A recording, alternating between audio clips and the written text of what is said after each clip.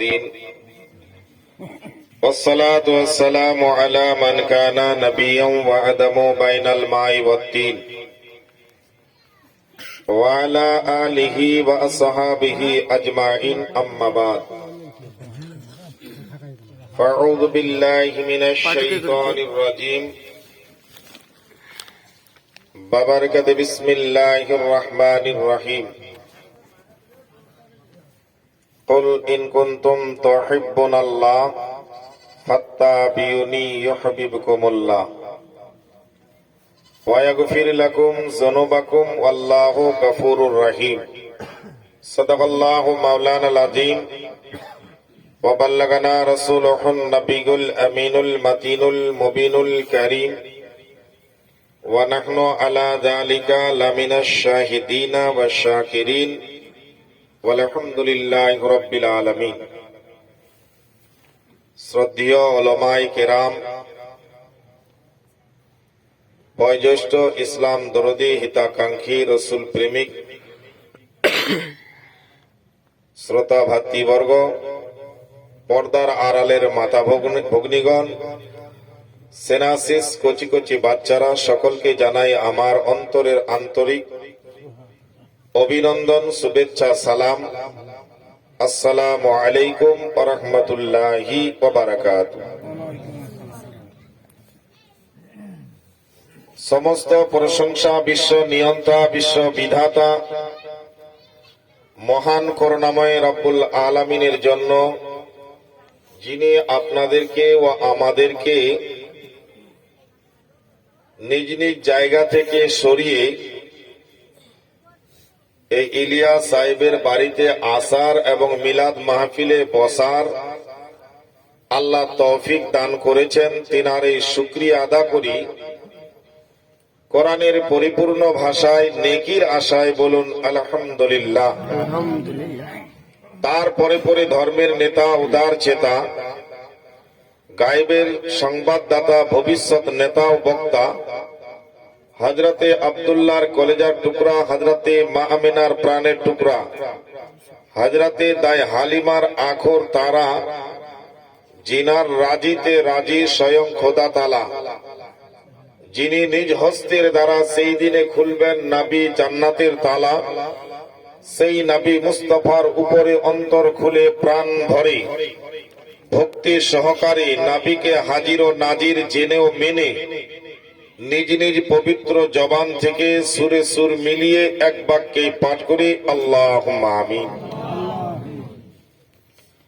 सरसर हवा चली, रहमतों की बरसात चली, सरसर हवा चली, रहमतों की बरसात चली, ये सारी महफिल झूम रही है, मेरी नबी की बात चली।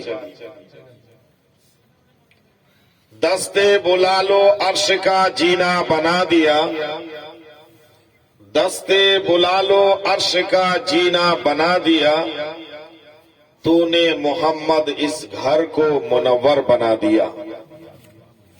है कौले मोहम्मद कौले खुदा, फरमान ना बदला जाएगा। है कौले मोहम्मद कौले खुदा, फरमान ना बदला जाएगा, और बदलेगा लाखों जमाना, लेकिन कुरान ना बदला जाएगा।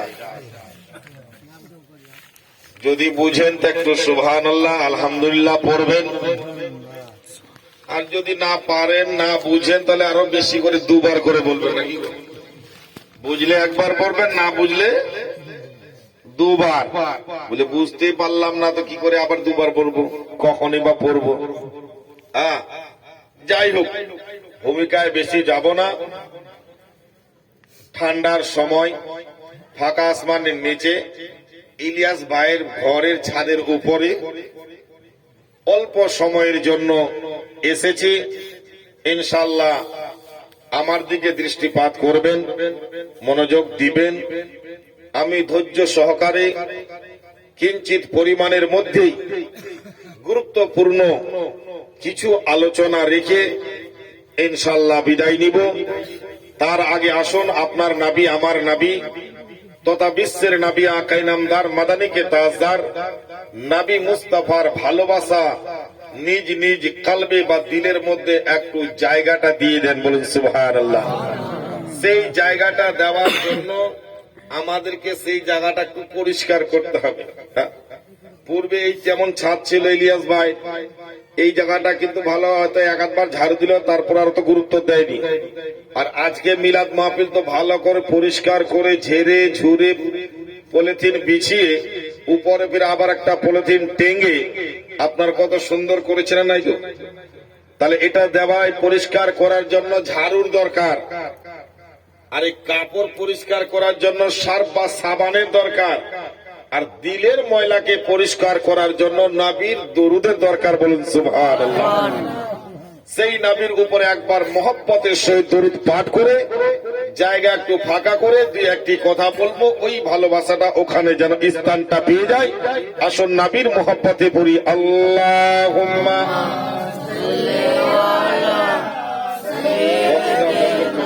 শব্দ কেন করছে, ক্লিয়ার হয় না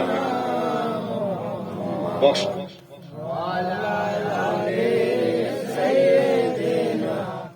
মাওলানা মুহাম্মদ জিবরাইল বলেন, দয়া রাসূল ওগো সিজদাই পড়ে কাঁদবেন না।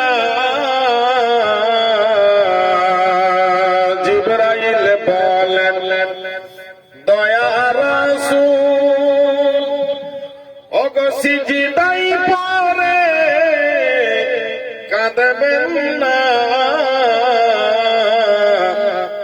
আপনার কান্না আল্লাহ তাআলা সহিতে যে পারে না।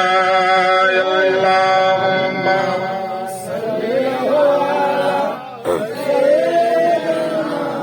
মাওলানা মুহাম্মদ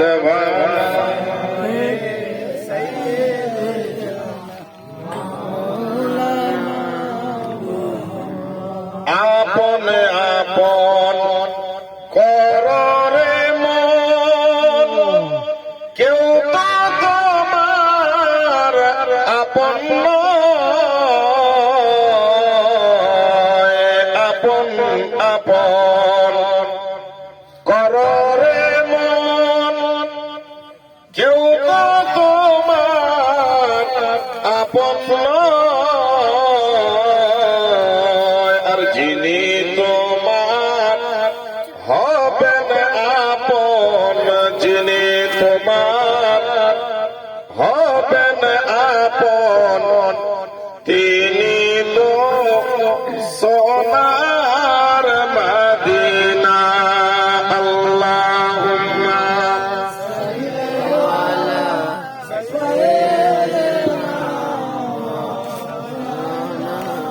মুহাম্মদ ওয়া আলা আলিহি।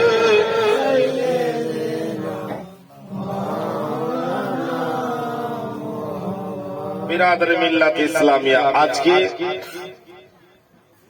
এই গোড়া মাঝারিপাড়া ইলিয়াস সাহেবের বাড়িতে মিলাদুন নবীর সভা, আর ওলামায়ে কেরাম যেভাবে উপস্থিত হয়েছে তো মিনি জালসায় নাকি গো?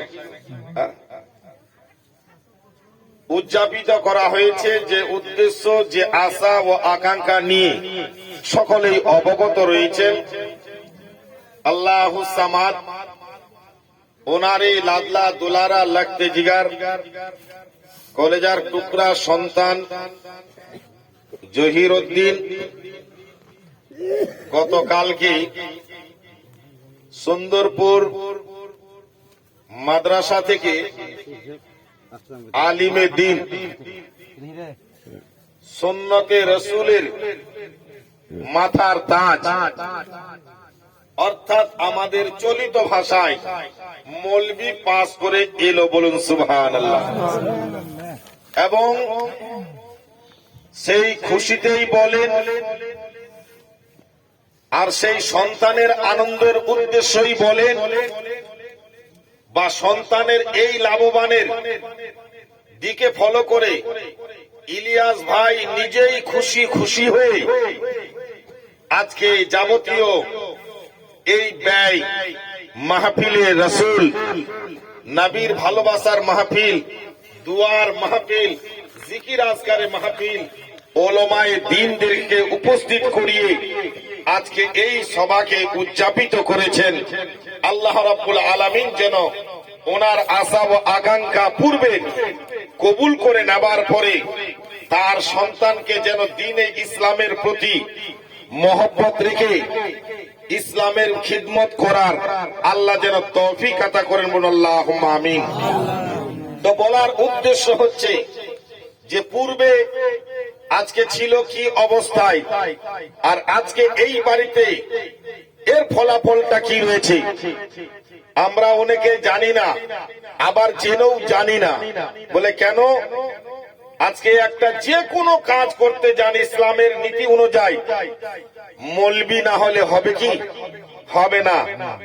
আবার মৌলবিকে আপনার উল্টা সিধা কথাও বলে দিই, ছাড়ি না। কি বলি? এরা ভিখারি, এরা ফকির, এরা পরে দরজা দরজা খেয়ে বেড়ায়। আবার দেখেন ওরা না হলে আপনার কোনো কাজই হবে না। বলে কেন? আপনার বেটির বিয়ে দেন হবে না, ই মৌলবিকে না নেন তো আরেকটাকে তো নিতে হবে, ওটাকেও না নেন তো আরো দূরে যেতে হবে। আজকে আপনার হয়তো বাড়িতে বা এই গ্রামে কেউ মারা গেল, মৌলবি না হলে জানাজাকে পড়াবে, ওটাও আপনার হবে না। মসজিদে নামাজ পড়াইতে হবে, তো ওখানেও মৌলবির আপনার দরকার। আচ্ছা বলুন তো, যে একটু আপনাদের বিবেক অনুযায়ী যে কয়েকটা কথাই আমি বললাম দায়িত্বর ব্যাপারে, এই দায়িত্বের জায়গাতে আপনার পিছন হয়ে ইয়ে হালকা থেকে নিয়ে একদম জ্ঞানী গুণী পর্যন্ত কি পিছনে নামাজ পড়ে কি পড়ে না গো? পড়ে, সকলেই পড়ে। এত তাহলে দায়িত্ব নিয়ে আজকে সে ইমামতি করে, দায়িত্ব নিয়ে জানাজা পড়াই, দায়িত্ব নিয়ে বিয়ে পড়ানো হয়, দায়িত্ব নিয়ে আপনার সমস্ত জুম্মার নামাজগুলোকে পড়ানো হয়। তাহলে এত দায়িত্ব করে আপনার কাজটা করার পরও আপনারা আবার সাইটে যাবার পরে যদি জিজ্ঞাসা করে মৌলবীর ব্যবহার খারাপ, হ্যাঁ বলি না গো, এই মৌলবীটা খুবই চাল চলন ব্যবহার খারাপ, এটা অমুক, এটা তমুক, বলেন কি বলেন না? ওর পিছনে নামাজ পড়লেন, আবার ওইখানে যাবেন, মানে আপনার পাছাতে আগুন লাগাতে আর দ্বিধাবোধ করলেন না। তাহলে এখানে আপনার কি হলো? ইমানের আপনার ব্যক্তিগত মসলা ছেড়ে দেন, হাদিস কোরআন ছেড়ে দেন। আপনার বিবেককে যদি জিজ্ঞাসা করা হয়, হে আল্লাহর বান্দা তুমি বলো, আজকে ওই ব্যক্তির পিছনে তুমি নামাজটা কায়েম করলে, আজকে তোমার মায়ের যদি ওই মৌলবি বিয়ে না দিত, বিয়ে না পড়াতো, তাহলে তুমি তো আজকে এখান থেকে জন্মগ্রহণ যদি করতে, তাহলে তুমি নাজায়েজ হয়ে যেতে। আজকে তোমাকে জারজ বলে আখ্যায়িত করে দেওয়া হতো। শুধুমাত্র মৌলবি আপনার কয়েক কলমা পড়িয়ে এ যাব কবুল করিয়ে দেওয়ার পরে কোন মায়ের লাল এমনও বলতে পারবে না যে এই ব্যক্তি হলো জারজ সন্তান। পারবে? কেউ বলতে পারবে না। অথচ সাইটে কিন্তু পেলে, যেমন দেখছেন না যে আপনার এদিকে নামাজ খুব পড়ছে, কিন্তু চায়ের দোকানে ইয়ার গিল্লা ওয়ার গিল্লা শুরু হয়ে যায়। আর আপনার বাড়িতে, এক বাড়িতে যদি আপনার দুটা মেয়ে থেকে চারটা মেয়ে ছেলে এক জায়গায় হয়ে যায়, তো ইয়ার গিল ওয়ার গুড়গুড় ওয়ার ওয়ার কথা, ইয়ার ওয়ার কথা বলতে বলতে বলতে দেখা গেল যে ভাই অমুক কি করছে, মানে পুরো গ্রামটার কিন্তু খবর হয়ে গেল, আর কোন দরকার নাই।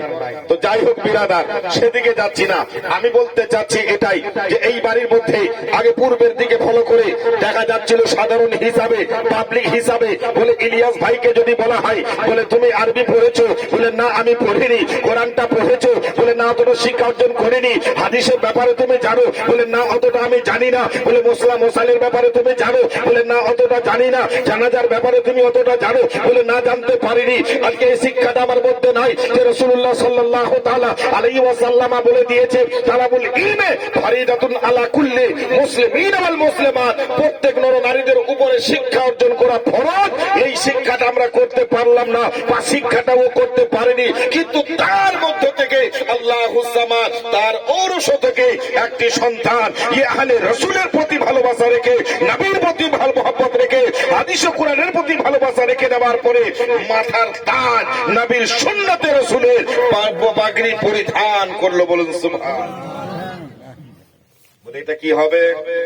বলে কাল কিয়ামতের ময়দানে আল্লাহ পাক পরওয়ারদিগারে আলম বলে, ওই মৌলবি তো আপনার ভালো কাজ করার কারণে তো জান্নাতে যাবে, কিন্তু ওনার বাপ যদি একটু ত্রুটির মধ্যে থেকে যায়, আজকে ভুলের কারণে যদি জাহান্নামের দিকে চলে যায়, আল্লাহ পাক পরওয়ারদিগার আলমের নবী তো জাহান্নামে সাকালি কামলিওয়ালা কা নবী মুস্তাফা বলবেন, খোদা গো, ও রব্বে কায়নাত পরওয়ারদিগার আলম, তুমি আমাকে আমার সান্নাকা ইল্লা রাহমাতাল লিল আলামিন করে প্রেরণ করে পাঠিয়েছো।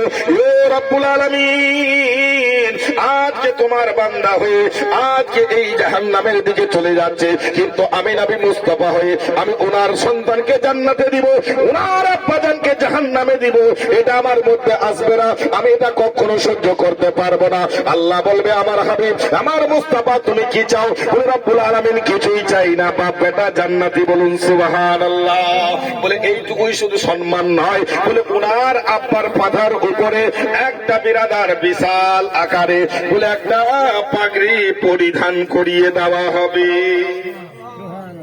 তাজ পরিয়ে দেওয়া হবে, আর এই তাজের বদলাতে ওনার আব্বাজান জান্নাতে যাবেন। বলুন সুবহানাল্লাহ। আজকে আপনার বউ হাঁটতে পেরেছেন যে অনেকে হয়তো যাবে না, এমন দেখছেন ওই যে আমাদের একটা চলিত বলে না, যে বলে বাঘে ধান খায় না যেদিনকে খাবে শেষ করে দেয় নাকি গো, বলে ছোট জঙ্গলে হলে বাঘ নাই, বের হলে কিন্তু আবার কিছুই রাখলো নাই। হ্যাঁ, কার বাড়িতে কখন হবে কেউ বলতে পারবে না, একমাত্র যদি আল্লাহ পাক পরওয়ারদিগার আলম চাহেন তো আপনার বাড়িতেও হবে। শুধু এটুকুই খালি ইলিয়াস বাড়ির মধ্যে নয়, ইশারা ভাবে বলছি, রাত অনেকে হয়ে যাবে তো বলে এই শুধু মানে আপনার ইলিয়াস বাড়ির মধ্যে যে এই ফুলটা ফুটেছে তার বদলতে ওনারাই খালি যাবে, ওনার সন্তানেরাই যাবে, ওনার পরিবারের মধ্যে যাবে। বলে না, বলে ওনার মহল্লার মধ্যে যারা মানুষ যদি ওনার প্রতি ভালোবাসা রাখে, মুহাব্বত করে যদি চলাফেরা করে, কসম খোদা করে বলি, ওনার বদলতে একজন আলিমের সেবা করার কারণে ওনার পুরা মহল্লাবাসীরাও আজকে জান্নাতে পিছনে পিছনে যাবে। বলুন সুবহান। কেন? নবীর মহব্বতে। এটা কাজ করলো কার? নবীর। শিক্ষা অর্জন করলো কার? নবীর। আজকে নামাজ যদি আপনি দেখতে যান, নামাজ পড়ছেন তো কোরআনে তন্ন তন্ন করে যেভাবে নামাজগুলো পড়ছেন, কোরআনে খুঁজেন তো পাবেন গো? নাই। তাহলে পাবেন কোথায়? হাদিসে পাবেন। পাবেন কোথায়? হাদিসে। আমরা 4 রাকাতে জোহরের নিয়ত করলাম, সুন্নতের নিয়ত করে নেওয়ার পরে সানা পড়লাম, সুবহানাকা আল্লাহুম্মা ওয়া বিহামদিকা পাঠ করলাম, আবার পড়লাম আউযু বিল্লাহি মিনাশ শাইতানির রাজিম বিসমিল্লাহির রহমানির রহিম, আলহামদুলিল্লাহ পাঠ করলাম, আবার বেরাদার অন্য সূরা পাঠ করলাম, দিয়ে রুকুতে গেলাম, রুকুতে 3 বার তাসবিহ পাঠ করলাম, সুবহানা রাব্বিয়াল কি বলতে হয়? সুবহানা রাব্বিয়াল আযীম, সুবহানা রাব্বিয়াল আযীম। এই আপনি যদি কোরআনে তন্ন তন্ন করে খোঁজেন, বলে কিচ্ছু নাই, তাহলে পড়ছেন কেন? হ্যাঁ, কোরআনে নাই তো, কোরআনে তো নাই, কিন্তু এই জন্যই আল্লাহ রাব্বুল আলামিন বলে, আমার হাবিব, আমার মুস্তাফা, আমার অটুট বিধান পবিত্র কোরআনের মধ্যে আমি লুকায়িত ভাবে দিয়েছি, কারণ আমি ব্যাখ্যা করে দিয়েছি। আলহামদুলিল্লাহ, আলিফ লাম থেকে নিয়ে বলে সূরা নাসের সিন পর্যন্ত তোমরা যদি গভীরতা ভাবে জানতে চাও, তবে নবীর দরবারে যেতে হবে, আর জানতে তোমরা পাবে অবশ্যই তোমরা গভীরতা ভাবে। আজকে নামাজের তালকিন, আজকে নামাজের নিয়ম পদ্ধতি, আজকে নামাজের রাস্তা, আজকে নামাজের সমস্ত জিনিসগুলো তুমি আজকে হাল করে নিতে পারবে। আর যদি এভাবে পড়ো আলহামদুলিল্লাহি রাব্বিল আলামিন, আর কিছুই পাবে না। রুকুটা বলে নাই, সিজদাটা বলে নাই, তাসবিহটা বলে নাই, আরো কিছু বলে নাই। বলে কেন পাওয়া গেল না? বলে তাহলে মৌলভী সাহেব কেন বললেন সবই দেওয়া আছে? বলে এই বিদ্যাটা দেওয়া হয়েছে আপনাকে নয়, এই বিদ্যাটা দেওয়া হয়েছে আপনার নবী, আমার নবী, তথা বিশ্বের নবী আকায়ে নামদার মাদানিকে তাজদার নবী মুস্তাফাকে দিয়েছেন আল্লাহ। এই জন্য নবীর শিক্ষক হলেন আল্লাহ। নবীর শিক্ষক আল্লাহ। কোরআনের যাবতীয় ব্যাখ্যা, কোরআনের যাবতীয় জ্ঞান এটা দিয়েছেন কে? আল্লাহ দিয়েছেন। কোরআনে দেখেন আপনি সূরা রহমানের মধ্যে আল্লাহ রাব্বুল আলামিন বলেন, আর রহমানু আল্লামাল কোরআন। কোরআন পুরো শিক্ষা দিয়েছেন কে? নবীকে আল্লাহ। কারণ এই কোরআনের ক্ষমতা বিশাল। দেখছেন মাত্র আপনার 114টা সূরা আর মাত্র 30 পারা, একটা পারাতে হয়তো 14 পৃষ্ঠা করে রয়েছে। এটুকুই আপনি মনে করে নেবার পরে বলছেন যে কিছুই নাই, কিন্তু এই কোরআনের তো দূরের কথা। আল্লাহুস সামাদ অপর দিকে হাদিসে বর্ণনা করেন, বলে আসাত আসমানকে এবং সপ্তম জমিনকে যদি এক পাল্লার মধ্যে রেখে দেওয়া হয়, মাত্র একটা বাণী লা ইলাহা ইল্লাল্লাহ মুহাম্মদ রাসূলুল্লাহ লিখে নেবার পরে অপর পাল্লার মধ্যে যদি ফেলে দেওয়া হয়, বলে পাল্লা যদি ওজন করা হয়, তুলানো হয়, কসম খোদার করে বলি লা ইলাহা ইল্লাল্লাহর জায়গাতে আসমান জমিনের ওজনটা কমে যাবে আর কলমার ওজনটা বেড়ে যাবে। কেন বাড়বে? এই জন্যই বাড়বে, বলে তুমি দেখছো মাত্র লা ইলাহা ইল্লাল্লাহ, বলে এটুকুই আজকে শেষ নয়, এর ওজনটা কতটা।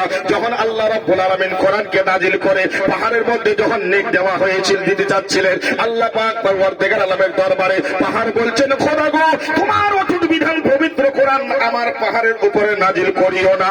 যদি নাজিল তুমি পাহাড়ের উপরে করে নাও, আমার পাহাড় এত শক্ত, আমার পাহাড় এত মজবুত, আমার পাহাড় এত দীর্ঘ আপনার নিয়ে আছে, এত উঁচু নিয়ে আছে, কিন্তু তোমার অটুট বিধান পবিত্র কোরআন আমার মাথার উপরে যদি তুমি মাত্র সামান্য ভাবে আস্তে করে রেখে দাও, ওই কোরআনের ওজনে আমার এই বড় পাহাড়টা জারজার হয়ে যাবে, টুকরো টুকরো হয়ে যাবে, পাহাড়ের কোন নমুনা থাকবে না, পাহাড়ের নমুনা থাকবে না। তো আল্লাহ রাব্বুল আলামিন এই জন্যই আপনার নবী, আমার নবী, তথা বিশ্বের নবী, আকাই নামদার, মাদারিকে তাজদার জনাবে মুহাম্মদ রাসূলুল্লাহ সাল্লাল্লাহু তাআলা আলাইহি ওয়াসাল্লামের উপরে নাজিল করলেন যে নবী ব্যতীত ছাড়া এই পবিত্র কোরআনকে কেউ বহন করতে পারবে না। আল্লাহুম্মা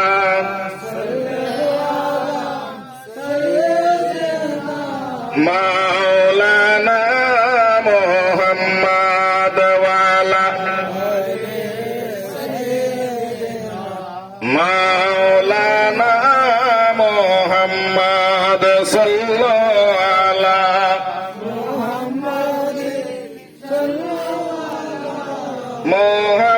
মুহাম্মদ হরদম সাবান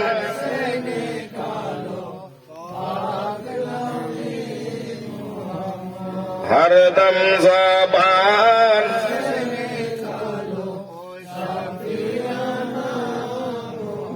তো বিরাদর মিল্লাত ইসলামিয়াতে আয়াতে কারিমা পাঠ করেছিলাম। আল্লাহ কোরআনের মধ্যে 3 পারা 12 রুকুর মধ্যে ইরশাদ করে বলেন, কুল ইন কুনতুম তুহিব্বুনাল্লাহ, আল্লাহ বলেন, কুল হে নবী বলে দাও, ইন কুনতুম তুহিব্বুনাল্লাহ, যারা আমাকে ভালোবাসতে চায়, আমার মহব্বত করতে চায়, নবী তুমি বলে দাও আল্লাহ বলবো কি?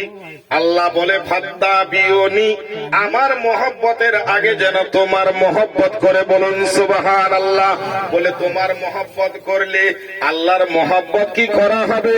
নবীর মহব্বত করলে আল্লাহ কি পাওয়া যাবে?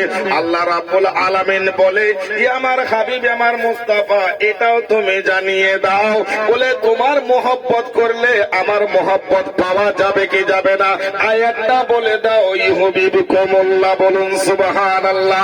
বলে নবী গো, যারা তোমার প্রতি ভালোবাসলো, মহব্বত করলো, তোমার নিয়ম পদ্ধতি নিয়ে চলাফেরা করলো, তাদেরকে তুমি এলান করে দাও, জানিয়ে দাও, বলে দাও, নবীর মহব্বত মানে আল্লাহর মহব্বত, বলুন সুবহানাল্লাহ। আল্লাহ রাব্বুল আলামিন আবার এই নবীর ব্যাপারে ডিক্লেয়ার দিচ্ছেন, বলে আপনার 5 পারা 4 রুকুর মধ্যে আবার বর্ণনা করেন, মাইয়ুতির রাসূলা ফাকাদ আতা আল্লাহ, বলুন সুবহানাল্লাহ। যারা আমার হাবিবের ইতাআত করলো, যারা আমার হাবিবকে অনুকরণ করলো, আল্লাহ বলে তারা আমার অনুকরণ করলো, বলুন সুবহানাল্লাহ। আর অনেকে আবার বলে না যে নবীর করলে কি আল্লাহর হয়? আর ইয়ারা সুন্নি হানাফিরা বেশি খালি আল্লাহ থেকে নবী ছাড়া কিছুই বুঝে না। এতে কোরআনের আয়াতগুলো কাট, কোরআনেই তো বলে দিয়েছেন আল্লাহ মাই ইতি রাসূল ফাকাদ আল্লাহ, যারা নবীর ইতিআত করলো তারা আল্লাহর ইতিআত করলো। অপর আয়াতে বলছে কুল ইন কুনতুম তুহিব্বুন আল্লাহ ফাত্তাবিউনি ইউহিব্বুকুমুল্লাহ, যারা নবীকে ভালোবাসতে, আল্লাহকে ভালোবাসতে চাও, আল্লাহর মহব্বত করতে চাও, তো আল্লাহ বলে দিল হে নবী মুস্তাফা তুমি বলে দাও যেন আমার মহব্বতের আগে তোমার মহব্বত করে। কে বললো? আল্লাহ। এ মৌলানা আব্দুল মাহমুদ বলে না, হ্যাঁ? এ মৌলানা জিন্নাত বলে না, বা জহিরুদ্দিন বলে না, এ অন্য কোন মৌলানা বলে না। এ বললে ওয়ালা খোদা, শুননে ওয়ালা আপনারা। আর এই বলার জন্যই ওলামায়ে কিরামদেরকে কি বলেছেন নবী জানেন? হ্যাঁ, হাদিসের মধ্যে রয়েছে আল ওলামাও ওয়ারাসাতুল আম্বিয়া, নবীদের ওয়ারিস হলো ওলামায়ে কেরাম। বলুন সুবহানাল্লাহ। নবীদের ওয়ারিস ওলামায়ে কেরাম। আজকে হাদিসের কথা শুনছেন, কোরআনের কথা শুনছেন, এখানে কোন নবী আসেনি।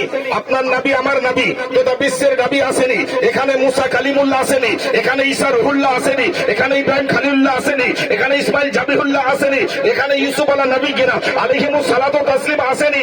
এক কথায় 1,24,000 মতান্তর 2,24,000 পয়গম্বর, কেউ ইলিয়াসের বাড়িতে আসেনি। যদি এসেছে তো ওলামায়ে কেরাম। এই জন্যই নবী মুস্তাফা গায়বের সংবাদদাতা। কোরআন বলছেন ফালা ইউজহিরা আলা গায়বিহি, গায়বের সংবাদদাতা হলেন নবী। আগে জানিয়ে দিলে হাদিসের মধ্যে বলে হে সারা জগতের মানুষ শুনো, ওখানে আমরা যেতে পারবো না, কোন পয়গম্বর যেতে পারবে না, কোন সাহাবী যেতে পারবে না, আর যদি যেতে পারে তো ওলামায়ে কেরাম যেতে পারে। এই জন্য ওলামায়ে কেরামদেরকে আমি বলে দিলাম যে আমাদের ওয়ারিস। বলুন সুবহানাল্লাহ। আল ওলামাউ ওয়ারাসাতুল আম্বিয়া, ওলামায়ে কেরাম হলেন নবীদের ওয়ারিস। আর ওই ওলামায়ে কেরামকে যদি নেক উদ্দেশ্য করে নিয়ে তোমরা যদি একবার দর্শন করে নাও তো নবীকে দর্শন করা হলো। বলুন সুবহানাল্লাহ। নবীকে দর্শন করা হলো। এইবার বলেন, হতেই পারে 5টা আঙ্গুল সমান আছে গো? মৌলবীদের মধ্যে 5টা সমান থাকবে? থাকবে না। শিক্ষাও কি একই থাকবে?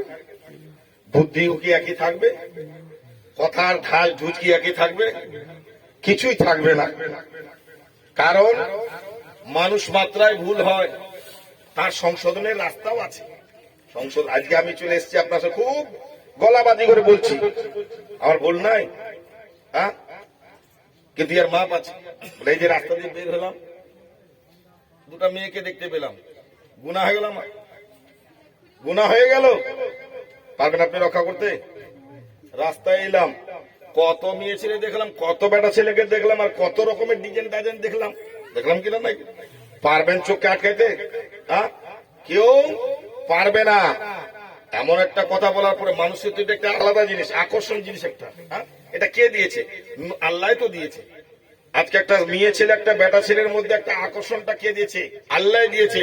এবং লজ্জাবোধ দিয়েছে, আবার লজ্জাবোধকে সরিয়ে দিয়েছে। কে দিয়েছে? আল্লাহ দিয়েছে। কোরআনে বলছেন হুন্না লিবাসুল লাকুম ওয়া আনতুম হুন্না লিবাসুল্লাহ। স্ত্রী হলো স্বামীর পোশাক, আর স্বামী হলো স্ত্রীর পোশাক। বলুন সুবহানাল্লাহ। আপনার পোশাকে যদি আপনি এভাবে দিকে ভিতর দিকে তাকিয়ে দেখেন, লজ্জা লাগবে গো? কি দেখলাম? লজ্জা লাগবে কি? লজ্জা লাগবে না।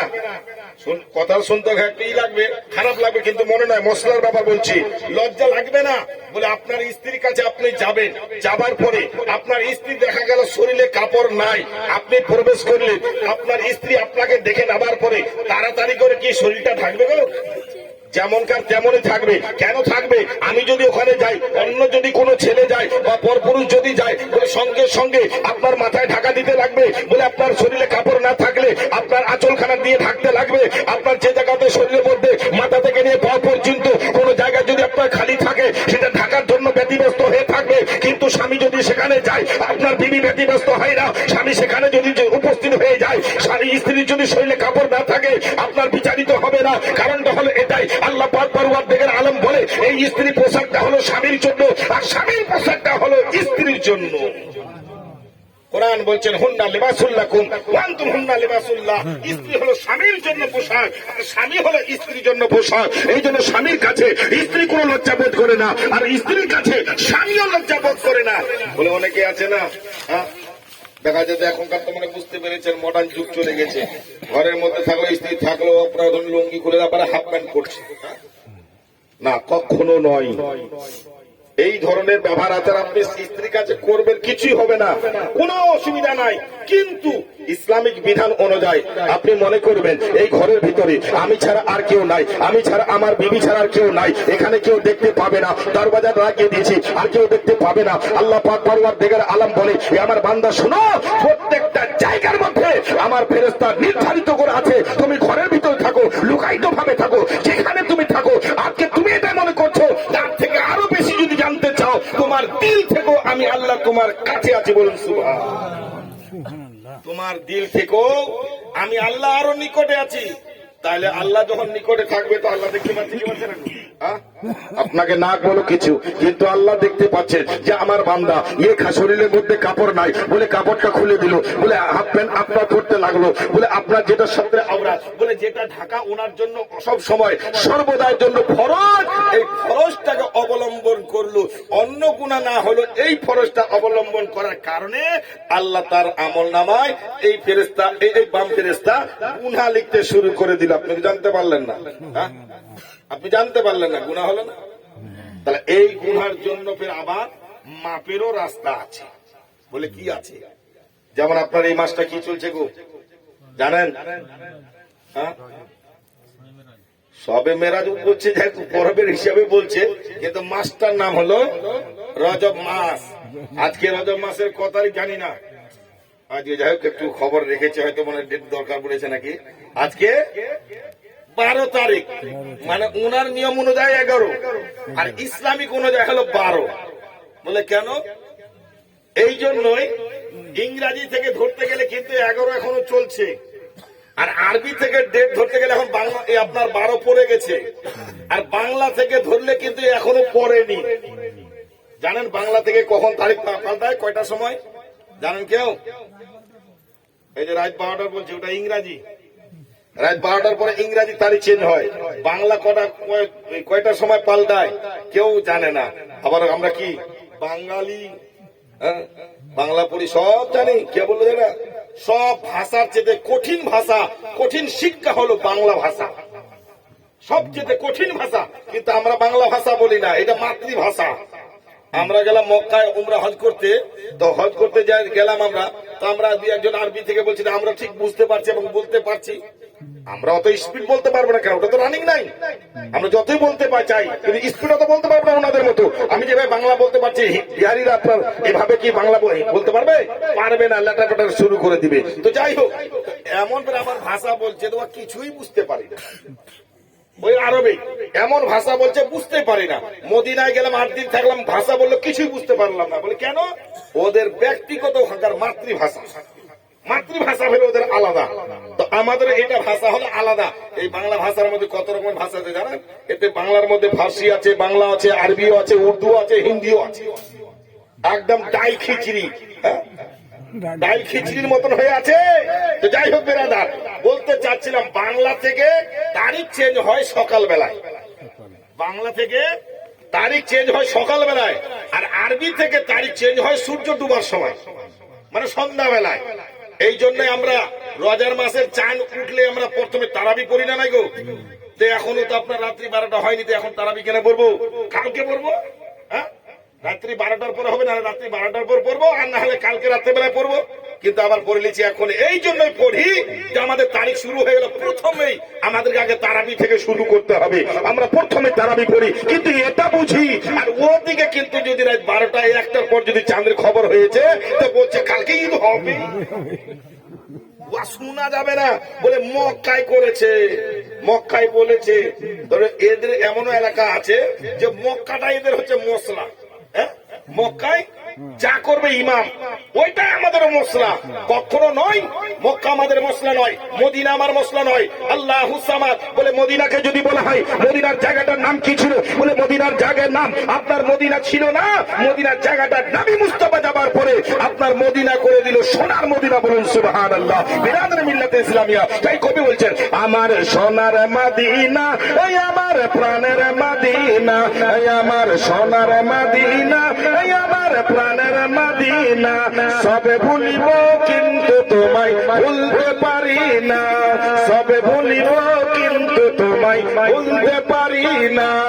ইয়াসরিব নামে তুমি ছিলে, মদিনায় ছিল ইয়াসরিব, মদিনা ছিল না। যখন নবী মক্কায় ছিল, সব জায়গা থেকে উত্তম জায়গা হলো মক্কা। আর নবী মক্কা থেকে হিজরত করে মদিনায় গেল, সব জায়গা থেকে উত্তম জায়গা মদিনা। বলুন সুবহানাল্লাহ। মক্কা থেকে কেউ যদি হজ করার পরে কাবার 7 চক্কর তাওয়াফ করলো, সাফা মারওয়ার চক্করটা মারলো, আর ওখানে কাজ কিছু নাই বলে একটু দূরে, আর মদিনায় গেল না, তো ওকে কি বলা হবে? হাজি বলা হবে না কি বলা হবে? বলে অরিজিনাল টাটকা, আপনার ডুপ্লিকেট নয়, 1 নম্বরের বেঈমান বলা হবে। বলুন সুবহানাল্লাহ। বলে কি বলা হবে? হাজি বলা হবে। ওকে হাজি বলাটা আপনার জন্য গুনাহ হয়ে যাবে, কারণ নবী মুস্তাফার জন্য আল্লাহুস সামাদ একের পরে এক দিয়েছে। আপনি কাবার তাওয়াফ করবেন, এটা কার জন্য? নবী মুস্তাফার জন্য। বলে আপনার সাফা মারওয়া চক্কর করেছে, বলে এটা কার জন্য? বলে হাজেরার জন্য। আল্লাহুস সামাদ কুরবানি করলেন, এটা কার জন্য? ইসমাইল জাবিহুল্লাহর জন্য। নবী মুস্তাফার রওজা মোবারকে মসজিদে নববীর মধ্যে আপনি নামাজটা কায়েম করবেন, বলে 40 ওয়াক্তের নামাজ কায়েম করবেন। আপনার ঈমানের মধ্যে যত খামি ছিল সমস্ত জনকে সরিয়ে দেওয়ার পরে নবীর মুহাব্বত প্রবেশ করে আল্লাহ দিদার করে দিবে। বলুন সুবহানাল্লাহ। এটাই শুধু নয়, সেখানে একটা আরো জায়গা আছে দোয়া কবুলিয়াতের জায়গা। সেই জায়গাটা কি? বলে রিয়াজুল জান্নাত। বলে জান্নাতুল বাকি কবরস্থান তো আলাদা দোয়া। হ্যাঁ, রিয়াজুল জান্নাত একটা জায়গা। বলে কেমন জায়গা? খুব সুন্দর, এয়ার কন্ডিশন। বলে কিছুই নাই, ফাঁকা জায়গা ছিল, আগে ফাঁকা জায়গা ছিল। তো রিয়াজুল জান্নাত এত মর্যাদা কেন? বলে এই জন্যই যে নবী মুস্তাফা সাহাবায়ে কেরামদেরকে নিয়ে ওখানে বসে হাদিস ও কোরআনের আলোচনা করতেন, আর কিচ্ছু নয়। আর ওখান থেকে ইসলাম আপনার প্রচার করত। এই জন্য ওই জায়গাতে যদি আপনি 2 রাকাত নফল নামাজ পড়েন, তো আল্লাহ বলে, হে আমার বান্দা, তুমি যদি তোমার জন্য দোয়া তুমি করে থাকো, তোমার বাবার জন্য দোয়া করে থাকো, তোমার বিবির জন্য দোয়া করে থাকো, ধন দৌলতের জন্য দোয়া করে থাকো, গুনাহ থেকে মাফ করার জন্য দোয়া করে থাকো, যার জন্য তুমি দোয়া করবে, আমি রব্বে কায়নাত পরওয়ারদিগার আলম ওই দিনে তোমার 2 রাকাত নফল নামাজের বদলাতে আমি তোমার সমস্ত দোয়াকে কবুল করে নেব। বলুন সুবহানাল্লাহ। আমি কবুল করে নিব। আজকে আমরা ওটা বুঝি না, জানি। এইবার সাহাবীরা জিজ্ঞাসা করে, ইয়া রাসূলুল্লাহ, গরিব মানুষ 1 লাখ টাকা খরচা করতে পারবে না? এখন তো একটু সুবিধা হয়ে গেছে আরো, হজের ব্যাপারে কিন্তু এখন আপনার 4 লাখ টাকা। আবার ওখানে একটা মানে কানটাই ভাবে না ধরিবে, ঘুরিয়ে ধরাচ্ছে এখন সরকার। বলে কি?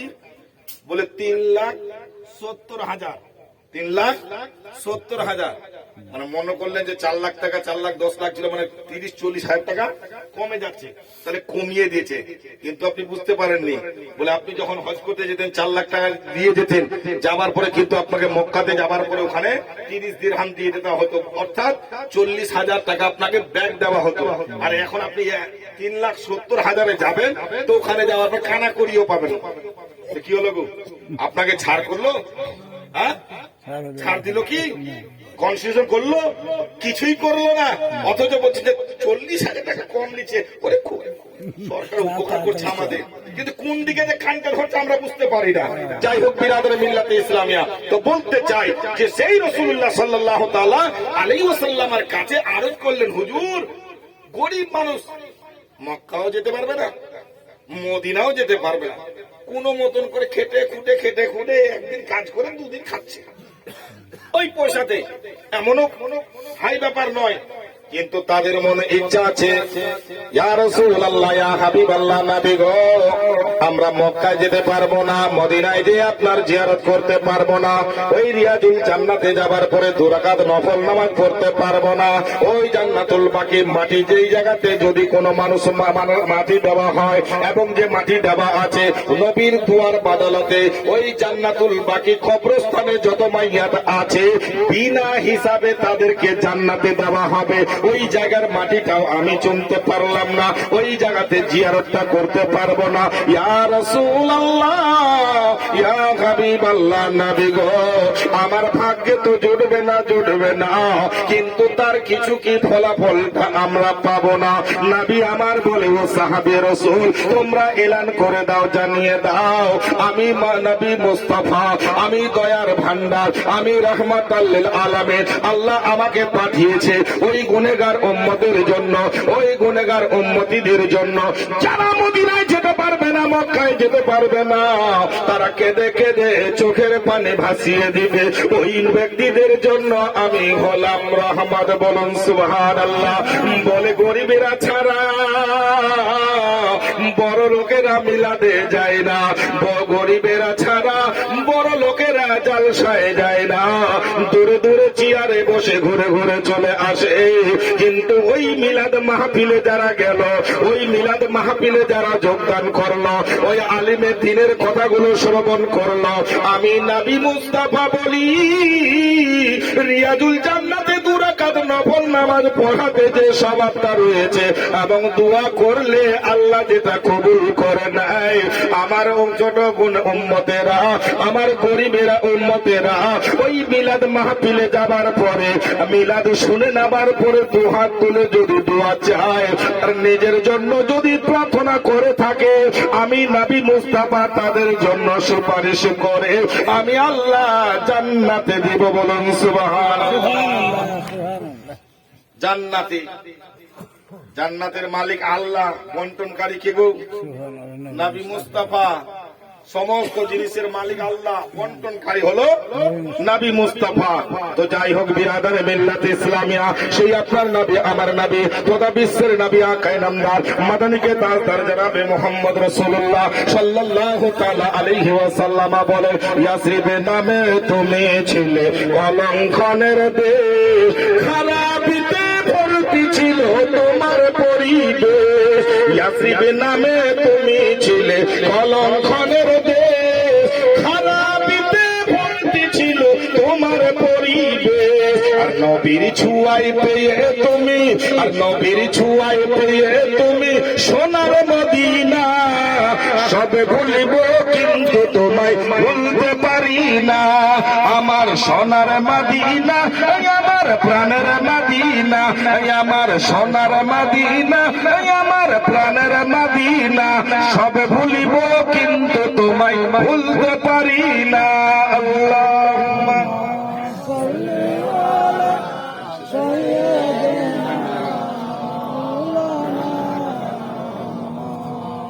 ওয়ালা আলি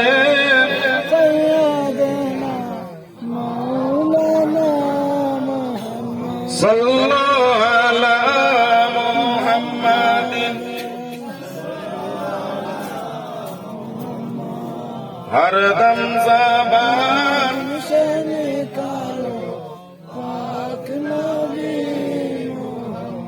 हरदम ज़बान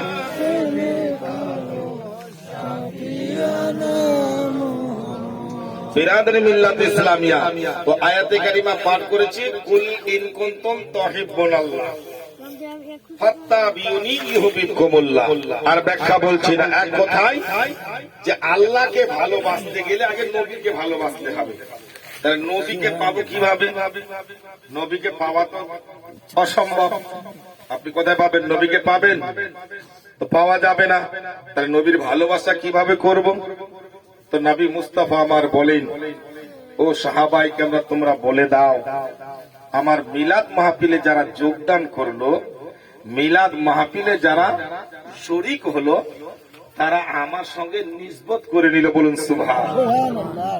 কেমন করে জানলাম নিসবতটা হলো কি হলো না? প্রকাশ্য আপনি আজকে সকালবেলা গেলেন আপনার এই মুনিশ খাটতে, তো যাবার পরে দুপুর পর্যন্ত খেটে আসলেন, আর এখন তো আপনার বুঝতে পেরেছেন কন্ট্যাক্ট 10 কাটা কেটে দিবেন, এত টাকা পেয়ে যাবেন। তাতে আপনার 8টাও হয়ে যেতে পারে, 9টাও হয়ে যেতে পারে, নাকি গো? আপনাদের দিকে আছে না? আমাদের 5 গ্রামে কিন্তু সেইভাবে হয়ে গেছে এখন। তো যাই হোক, তো এই আপনি পাবেন না, তাহলে নিসবতটা একটু নমুনা নিতে হবে। নমুনাটা কিভাবে আপনি নেবেন? আপনাকে দেখতে হবে বেরাদার, আল্লাহর নবী দোজাহানের বাদশা কালী কামলিওয়ালা আকা নবী মুস্তাফা মিশকাত শরীফের হাদিস 536 পৃষ্ঠার মধ্যে বলেন, এবং বেরাদার আনোয়ারুল বায়ান 442 পৃষ্ঠার মধ্যে বলেছেন, আল্লাহর নবী দোজাহানের বাদশা কালী কামলিওয়ালা আকা নবী মুস্তাফা জনাবে মুহাম্মদ রাসূলুল্লাহ সাল্লাল্লাহু তাআলা আলাইহি ওয়াসাল্লামকে নিয়ে সাহাবায়ে কেরামদেরকে নিয়ে বসে আলোচনা করছেন। যেমন আপনাদের সামনে আমি কিছু বলছি, আপনারা শ্রবণ করছেন, তো নবী আলোচনা করছেন। হ্যাঁ, আমি তো তাও তো ইঙ্গিত করলাম যে শেষ করে দিই নাকি, একটু আর চালান। তো যাই হোক, তো নবী আমার শুরু করে দিলেন। আলোচনা করতে করতে করতে করতে দেখা যায় সাহাবায়ে কেরামরা এত মুগ্ধ হয়ে গেছেন, এত দিওয়ানা, এত ফিদার হয়ে গেছেন, বলে শুধুমাত্র নবীর কথার দিকে ধ্যান বা খেয়ালটা আছে, আর রাতটা যে বেশি হয়ে গেছে সেদিকে আর খেয়াল নাই। নবী গায়েবের সংবাদদাতা শুনে নামার পরে, আজকে জেনে নামার পরে, ও নবী মুস্তাফা বলে মনে মনে ভাবলেন, চিন্তা করলেন আর আগে বাড়া যাবে না, কারণ এরা আর কথা বলবে না, এখানে আমাকে শেষ করতে হবে। দুজন সাহাবী রাসূল আছে, এখান থেকে আপনার যেতে হবে বহরমপুরে। আমরা তো এখন এই বাজারি পাড়ার মানুষেরাই সকলে যোগদান করতে পারি না, কিন্তু আগের জামানায় সাহাবী রাসূলের আল্লাহু সামাদ বলে 1 কিলোমিটার দূরে, 2 কিলোমিটার দূরে যাবার পরে নামাজটা পড়তেন। এখন আপনার দরজাতে পড়া হয়, এখন আপনার বাড়িতে নামাজ পড়া হয়, কিন্তু আগেকার জামানায় সেভাবে আপনার 1 কিলো 2 কিলোমিটার পর্যন্ত নামাজ পড়তে যেতে হতো। আজকে আপনি আমাকে যদি বলেন, আমি যখন সর্বপ্রথমে শিক্ষার জন্য যাই, তো আমাকে 1.5 কিলোমিটার দূরে যাবার পরে পড়তে যেতাম। কায়দা বই কেউ ছিল না। হ্যাঁ, একজন যদি ছিল কোন মতন করে খুতবাটা খালি পড়তে জানে, ওই খালি ওই একটাই খুতবা, প্রথম খুতবা, তো ওইটাই পড়তে পড়তে জুম্মার 2-1টা সূরা জানতো, ওইটা পড়ে তো আর আরবিও জানতো না। তো 1.5 কিলোমিটার দূরে যাবার পরে আমাদেরকে আরবি শিক্ষা করতে হতো। এখন তো ঘরে দরজা মুখটা ঘুরাচ্ছেন তো মৌলভী সাহেব, এদিকে ঘুরাচ্ছেন তো বলে মৌলভী সাহেব, ওদিকে ঘুরাচ্ছেন তো বলে খতিব সাহেব। অসুবিধা আর নাই, কিন্তু এখন নাই, আর দরকার নাই। হ্যাঁ, তো যাই হোক বিরাদার মিল্লাতে ইসলামিয়া, আজকে সেইভাবে আপনাদের আর কষ্ট নাই, কিন্তু এখনকার আগেকার জামানায় বয়স্ক মানুষ যদি রয়েছেন, বয়স্ক মানুষকে যদি বলা হয় এখন যেভাবে চলছেন, এখন যেভাবে বাড়িঘর করছেন, এখন যেভাবে খাওয়া দাওয়া করছেন, আপনার 20 বছর 30 বছর আগেকার দিকে ফলো করে দেন, বলে একবেলা খেতে পেয়েছে, একবেলার জন্য দৌড়ে বেরিয়েছে একখানা কাপড়, আর এখন তো 14 খানা গো। হ্যাঁ, আবার যদি বৌমা যদি বলছে এখন কাপড় নিয়ে এসো রহিমের বাপ, আর যদি না নিয়ে এসছে রাত্রেবেলা কিন্তু রান্না বন্ধ। হ্যাঁ, রাত্রা বন্ধ, বলে তুমি আমার লাগে শাড়ি নিয়ে আসো নি, আর তোমাকে আমি খাবার দিব তৈরি করে, আরাম করে খাবার নাকে তেল দিয়ে ঘুমাবা, আর আমি এখানে একখান কাপড় নিয়ে থাকবো। কি করে আমি একখানা বান্ধবীর বাড়ি যাব, একখানা শাড়ি পরে যাব, আমার বাপের বাড়ি যাব, আরেকখানা শাড়ি পরে যাব, আরেকটা বন্ধুর বাড়ি যাব, আরেকখানা কাপড় পরিধান করবো, 5 গ্রামের বাজারে ঘুরতে যাব, 5 গ্রামের মেলাতে ঘুরতে যাব, তো আরো 3 দিনে 3খান শাড়ি লাগবে। একখান শাড়ি 3 দিন পরে যাওয়া যাবে না, হবে গো? তো কত রকমের ডিজাইন পোশাক আপনাদের পুরুষেরই বলেন আর মহিলাদেরই বলেন, যাই হোক তবুও কিন্তু ভরে না।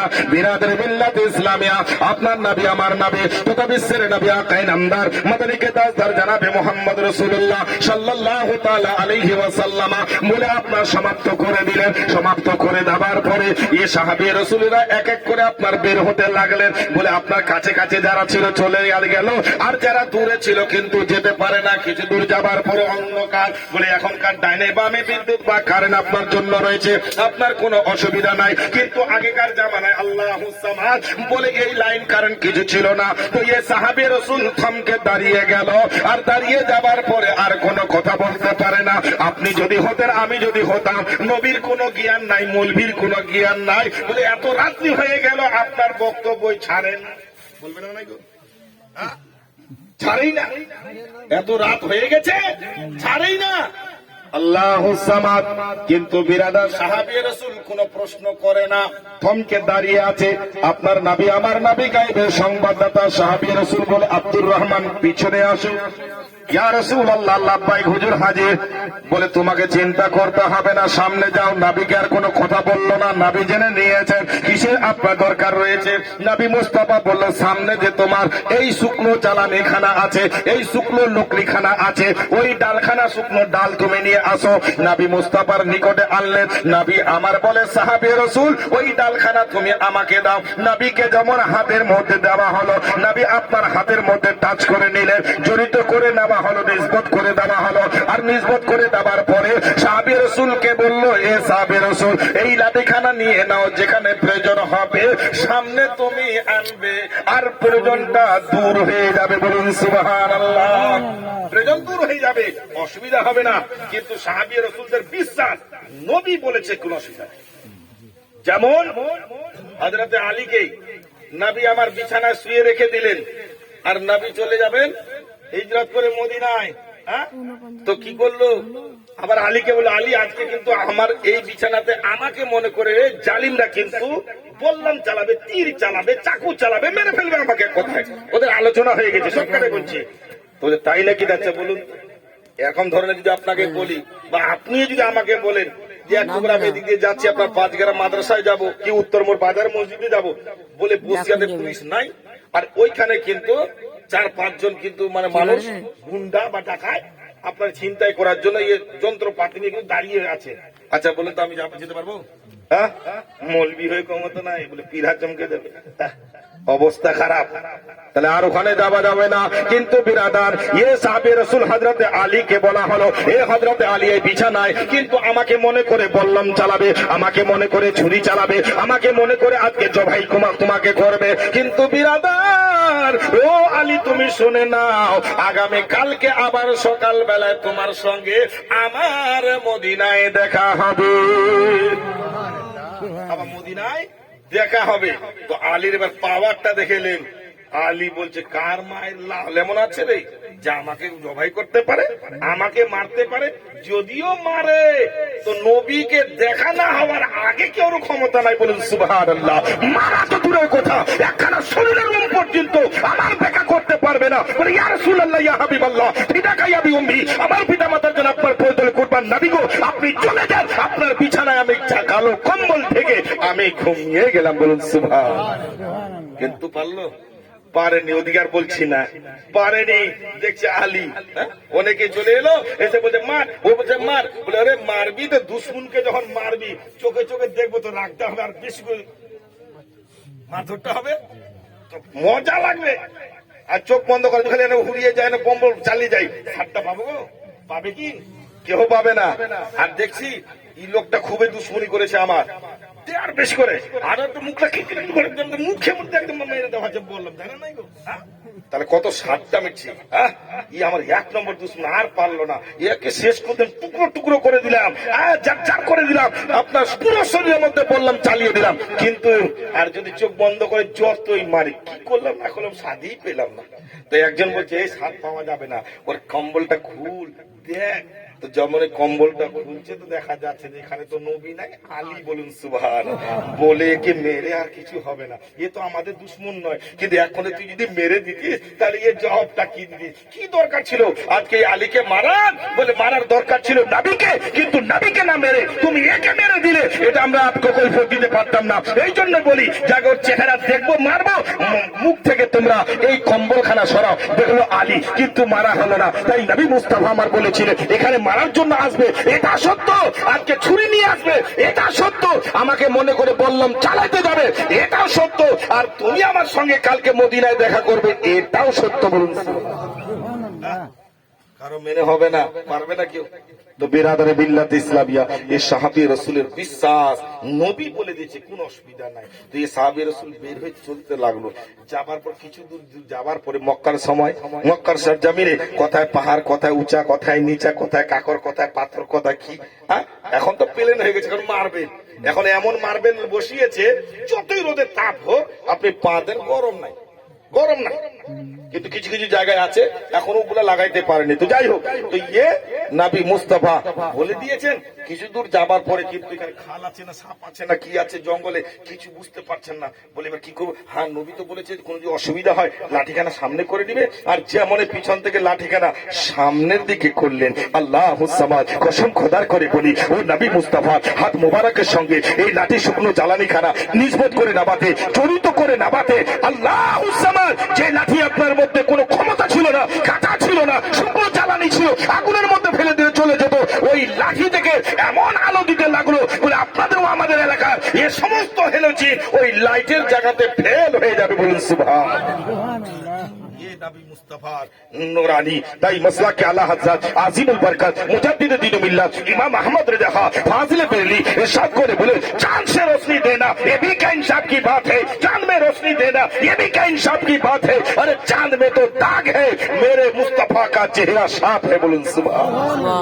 কিন্তু বিরাদার, আমরা হতভাগা মানুষ নবীকে চিনতে পারলাম না, নবীর প্রতি ভালোবাসা আমরা রাখতে পারলাম না। তাই একবার মহব্বতের সহিত দুরূদ পাঠ করি ইনশাআল্লাহ। শেষ আল্লাহুম্মা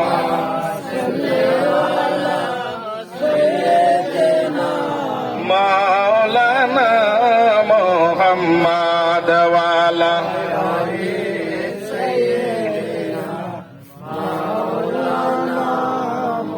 বিরাদর মিল্লাত ইসলামিয়া। তো নবীর ভালোবাসা, নবীর মোহাব্বত রাখবেন, আর রাখার পরে যে কোনো আপনি ইবাদত জিকির আজকার করে নবীর ওসিলা দিয়ে দোয়া চাইবেন, তো এই কারেন্টের মতো নবীর দোয়া আপনার দোয়া আল্লাহ কবুল করে নেবেন। সুবহানাল্লাহ। কবি বলছেন, দয়ার নবীজি আমরা তোমায় ভুলতে পারি না, দয়ার নবীজি আমরা তোমায় ভুলতে পারি না, তোমার আম্মায়া মেনা তোমার দুধ হালিমা, তোমার আম্মায়া মেনা তোমার দুধ হালিমা, তুমি জন্ম নিলে মায়া মেনার ঘরে, খোদার ফারিশতা আসে সেই ঘরে, তুমি জন্ম নিলে মায়া মেনার ঘরে, খোদার ফারিশতা আসে সেই ঘরে, তুমি শিরাতে রসূল মারে ফাতেরি বুলবুল, তুমি শিরাতে রসূল মারে ফাতেরি বুলবুল, তোমার দোয়া কবুল করবে খোদা দেরি করে না গো, তোমার আম্মায়া মেনা গো তোমার দুধ হালিমা, তোমার আম্মায়া মেনা গো তোমার দুধ হালিমা, দয়ার নবীজি আমরা তোমায় ভুলতে পারি না, দয়ার নবীজি আমরা তোমায় ভুলতে পারি না, তোমার আম্মায়া মেনা গো তোমার দুধ হালিমা, তোমার আম্মায়া মেনা গো তোমার দুধ হালিমা। বিরাদর মিল্লাত ইসলামিয়া আয়াতে কারিমা পাঠ করেছিলাম, ইন কুনতুম তুহিব্বুনাল্লাহ ফাত্তাবিউনি ইউহিব্বুকুমুল্লাহ। এর উপরে নির্ভর করে কিঞ্চিত পরিমাণে যেটুকুই আপনাদের সম্মুখে বললাম, ফাঁকা আসমানের নিচে জমিনের উপরে আল্লাহ যেন আমাদের বসা এই শীতে বা ঠান্ডার সময়ে আল্লাহ যেন আমাদের সমস্ত জিনিসকে এবং অন্তরের মধ্যে নিজ নিজ বাবা ভাইরা মা বোনেরা যেটুকুই মন্তব্য করে থাকি না কেন, আশায় আমরা থাকি, আল্লাহর নিকটে আমরা আশা করি। আল্লাহ বলে, বান্দা তোমরা আশা করো, আশা করার মতো আমিও আল্লাহ তোমাদেরকে দেওয়ার জন্য সব সময় প্রস্তুতি বা রেডি হয়ে আছি, আমিও আল্লাহ তোমাদের আশাকে পুরা করব। আল্লাহ যেন আমাদের এই আশাকে পুরা করেন, এবং ইলিয়াস ভাই যে উদ্দেশ্য যে আশা ও আকাঙ্ক্ষা দিয়ে করেছেন, ওনারও আশাকে আল্লাহ যেন পূরণ করেন। সকল আল্লাহুম্মা আমিন। উৎখারি হো মুমিনো।